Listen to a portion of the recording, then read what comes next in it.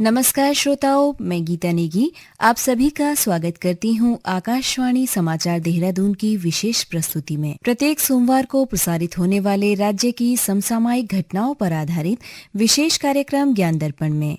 ज्ञान दर्पण की आज की कड़ी में हम बात करेंगे प्रधानमंत्री नरेंद्र मोदी का उत्तरकाशी दौरा, राजभवन देहरादून में आयोजित वसंतोत्सव और अंतर्राष्ट्रीय महिला दिवस की।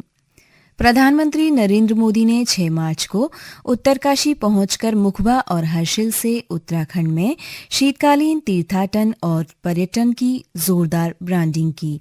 प्रधानमंत्री ने तीर्थयात्रियों, पर्यटकों से लेकर कॉरपोरेट और फिल्म उद्योग तक को विंटर सीजन में उत्तराखंड आने का निमंत्रण दिया। प्रधानमंत्री मोदी ने मुखबा से शीतकालीन यात्रा को बढ़ावा देने के लिए देश भर के लोगों से घाम तापो पर्यटन के तहत उत्तराखंड पहुंचने का आह्वान किया।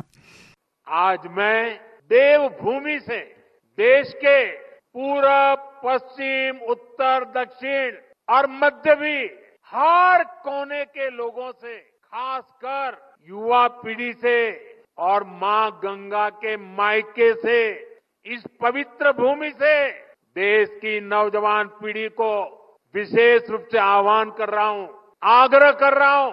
साथियों, सर्दियों में देश के बड़े हिस्से में जब कोहरा होता है, सूर्य देव के दर्शन नहीं होते, तब पहाड़ों पर धूप का आनंद मिल रहा होता है।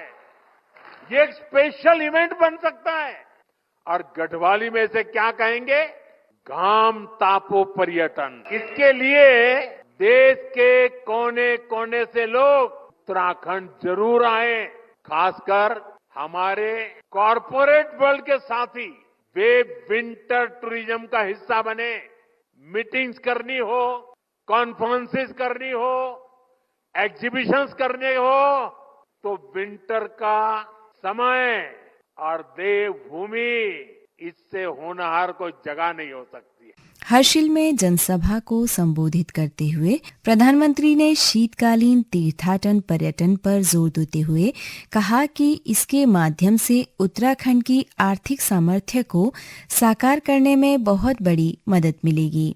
प्रधानमंत्री ने इस अभिनव पहल के लिए मुख्यमंत्री पुष्कर सिंह धामी को बधाई देते हुए कहा कि उत्तराखंड के लिए अपने टूरिज्म सेक्टर को बहुआयामी या बारहमासी बनाना बहुत जरूरी है। राजभवन देहरादून में 7 मार्च से शुरू हुए 3 दिवसीय वसंतोत्सव का रविवार को समापन हो गया। वसंतोत्सव के इन 3 दिनों में बड़ी संख्या में लोगों ने पुष्पों के प्राकृतिक सौंदर्य और अन्य कार्यक्रमों का खूब आनंद लिया।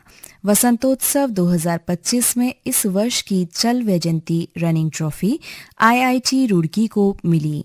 गत वर्ष यह ट्रॉफी ONGC को मिली थी।